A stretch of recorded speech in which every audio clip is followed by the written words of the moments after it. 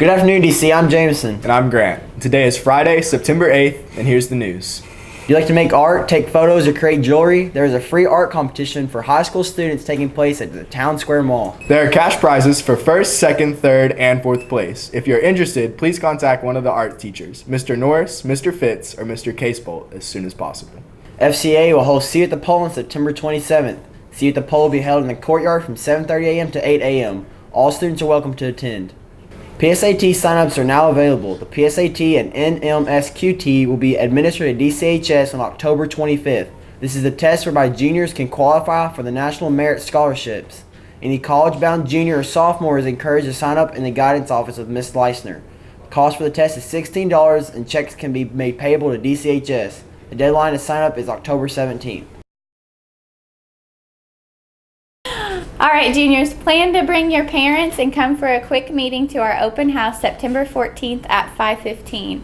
We're going to talk about important junior events this year and how to prepare for graduation and life after.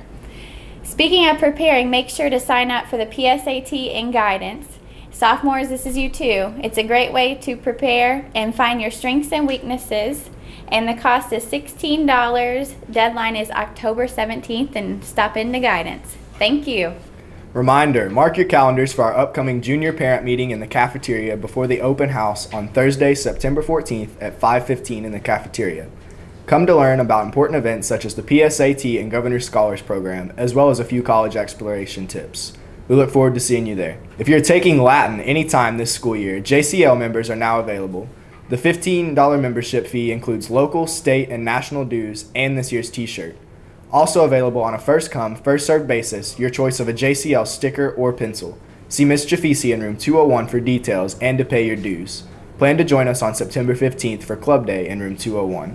Attention juniors and seniors, if you think you have a GPA of 3.5 or higher, you're invited to pick up an application to join the National Honor Society. Please pick up applications from Ms. Miller in room 192. Applications are due by Tuesday, September 12th.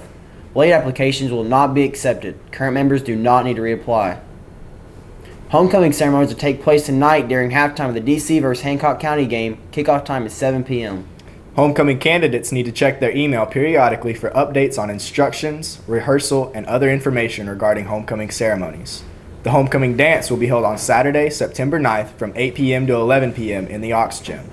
Homecoming tickets are currently on sale during all lunch shifts for $10. Be sure you have your student ID when you purchase tickets. Stay tuned for an announcement about the homecoming dress code. Students, on September the 9th, Saturday, September the 9th, we will have a homecoming dance. There is a dress code for homecoming for all dances. Although it's a little bit lax, it's not quite like the dress code here at school during the regular school day. But anyway, I want to make sure everybody is aware of this. Find this information online if you want to look that up. But for all dances, tops must cover students' midriff and have a strap at least 1 inch wide. Spaghetti straps, clear straps, camis aren't permitted. One shoulder tops are allowed as long as the strap is at least 1 inch wide. Dresses or tops must cover the small of the student's back, and length of shorts, skirts, and dresses can be no shorter than fingertip length. So it's a little bit shorter than what it is during a regular school day. Just want to make sure everyone is aware of that. Smile. It's great to be a Panther. If you're interested in going on a spring break trip to Rome and Athens, there will be an informational meeting on September 14th at the conclusion of open house. If you'd like more information, please see Mr. Easley in room 213. Attention freshmen, just a reminder to order your class of 2021 t-shirt. The t-shirts are a one-time, limited quantity print.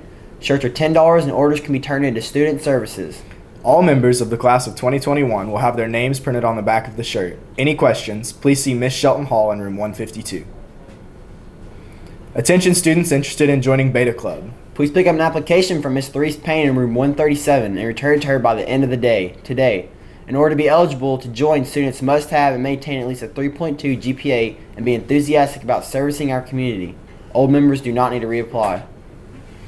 Any sophomore or junior student is eligible to apply for AYL, the Academy for Young Leaders. They are accepting applications through September 15th for students interested in building leadership skills, developing friendships, and making an impact on our community. We encourage you to apply at dcps.org under the Students tab. The EmergeNext program for freshmen at the Wendell H. Ford Government Education Center. The EmergeNext program is a nonpartisan 3-day program focused on identifying, educating, and engaging young leaders in servant leadership in order to make a positive impact on their community. Emerge Next will introduce young leaders to a variety of issues that impact the greater Owensboro region and the Commonwealth of Kentucky, with a particular focus on developing leadership skills, working together, and learning to compromise to solve problems. Students may apply online at fordgovcenter.com under the Apply Now tab and choose the EmergeNext application. The deadline to submit completed applications is Friday, September 15th. Stay tuned for sports. Hey DC, I'm Price. And I'm Blake, and here's your sports news for this week. The Lady Panthers soccer team started their week off a big win over Owensboro High with a score of 9-0.